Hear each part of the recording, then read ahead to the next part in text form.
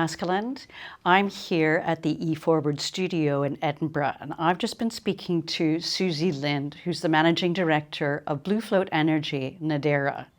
Now, they are one of the most significant developers of floating offshore wind in Scotland, the UK, and she's been telling us a little bit about why this year is one of the most important years for the sector and why we need to get cracking. Scotland is a world leader in terms of planning for offshore wind, and with your 5 projects, you're a significant contributor to that number.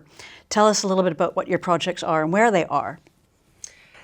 Yeah, so it's a phenomenal opportunity here in the UK, and I think the key point for us is we come from a position of strength because the UK has been really good at delivering offshore wind, and actually as we need to move to deeper waters, we've got an opportunity to do floating wind and bring with that the economic transformation, the real investment in the things that are different for floating wind, so local communities, ports, harbours, really in making sure the supply chain is here in the UK. So we're super proud of our portfolio, and that's all geographically on the east coast of Scotland. So it means that actually that portfolio works really well together. So we started out with the 3 projects secured from the ScotWind leasing round. So they are Stromar, Bellrock and Broadshaw, and then complemented that in 2023 with Sinclair and Scarabin. So phenomenal projects. Bellrock is much further out east. It's about 120 kilometres offshore. So that's the biggest and the deepest one.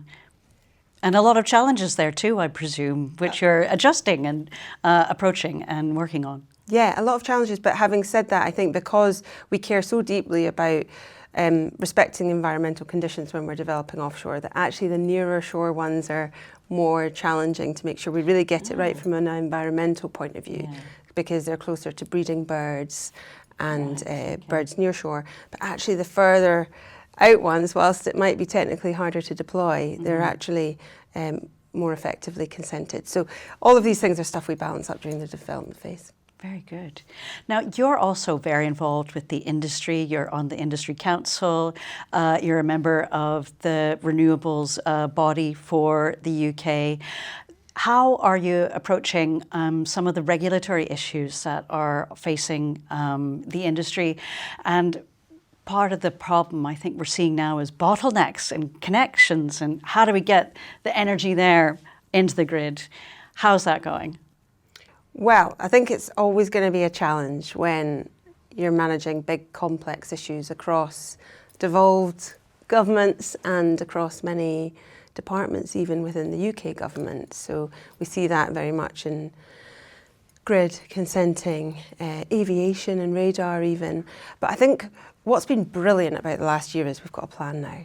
We really know what we're about, what we're doing, and we've been able to do that through the leadership of the current Secretary of State, who's now co-chair and the vice chair on the Offshore Wind Industry Council, and also the fact that government have commissioned Chris Stark and the Clean Power unit with the mission to deliver clean power by 2030 and beyond. And what that means is they've been able to go really deep into each issue and actually understand what's causing the blocker. We've always known that grid and consenting have been massive blockers, but we've really struggled to work out how you unpick that.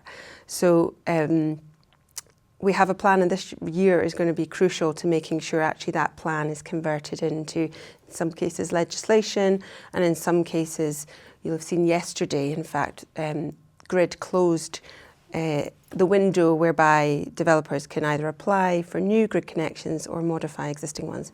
And that's really intentional because by putting a pause for a full year on that, it means that they can clean up, sift out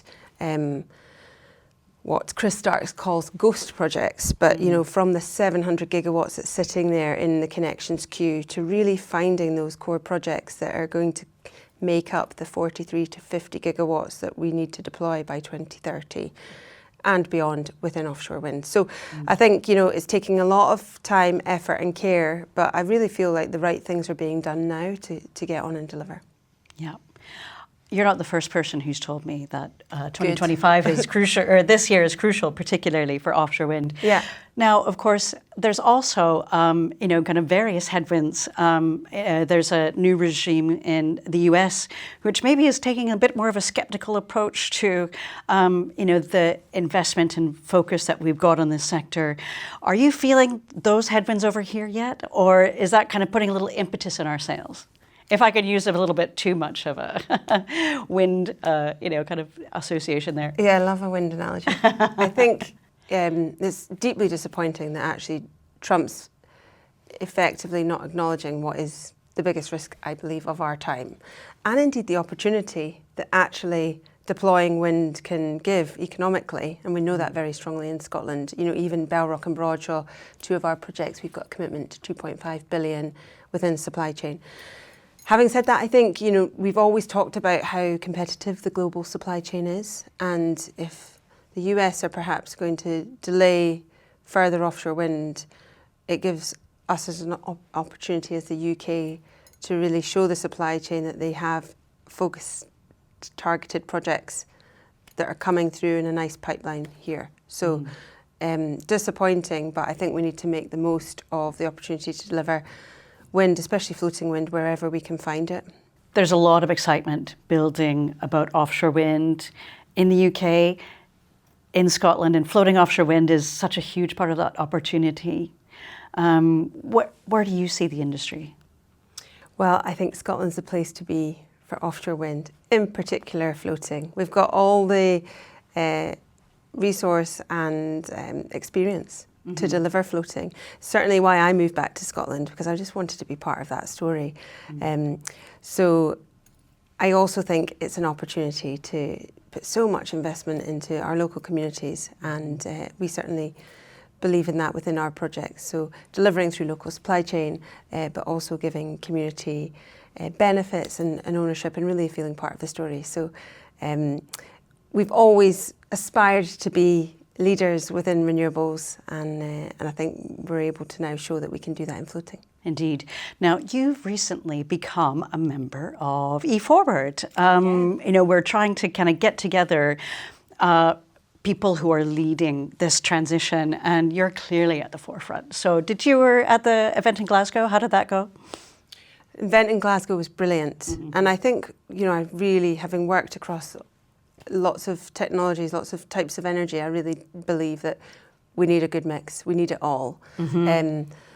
But we shouldn't limit some to make sure we don't, that we limit others. So I think the great thing about E-FWD and what you're doing is trying to bring the voices together to make sure that actually we coexist as an energy sector well, and we support each other, and actually we recognise the opportunities. And I think raising that to a political level with ANAS in Glasgow was really crucial in terms of us all believing that there is an energy to drive forward and gain from what the electrons we're delivering ultimately, because we always come back to supply chain and we always come back to the skills needed. And I think that's really at the heart of the mission here, is make it matter to Scotland, and let's go on this transformation.